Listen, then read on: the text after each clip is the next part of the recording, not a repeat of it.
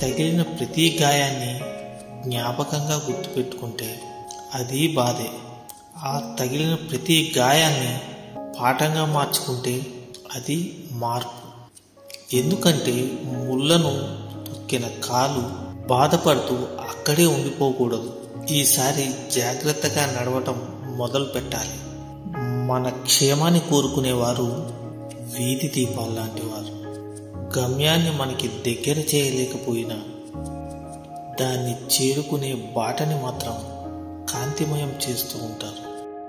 కడుపు కొట్టుకొని సంపాదించు, రేపు నీ సంతతికి మంచి జరుగుతుంది. ఇతరుల కడుపు కొట్టి సంపాదించకు, ఆ పాపం నీ సంతతికి చుట్టుకుంటుంది.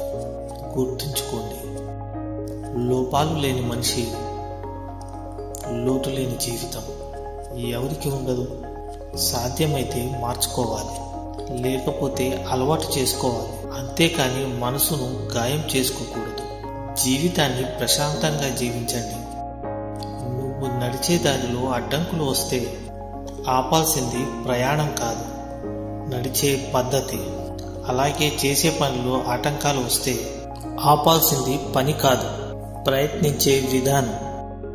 కాలం అనేది మారుతుందో లేదో తెలియదు, కానీ మనుషులు మాత్రం ఖచ్చితంగా మారుతున్నారు. ఎదురుగా ఉన్నప్పుడు ఒకలా, లేనప్పుడు మరోలా ఉంటారు. నిజమే కదా ఇది.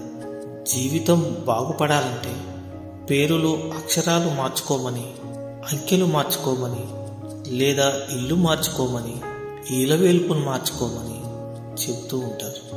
కానీ బుద్ధి మార్చుకోమని మాత్రం ఎవ్వరూ చెప్పరు. కనీసం మీరైనా గుర్తుంచుకోండి. ధనం ఉన్నవారితో కాదు, గుణం ఉన్నవారితో స్నేహం చేయి.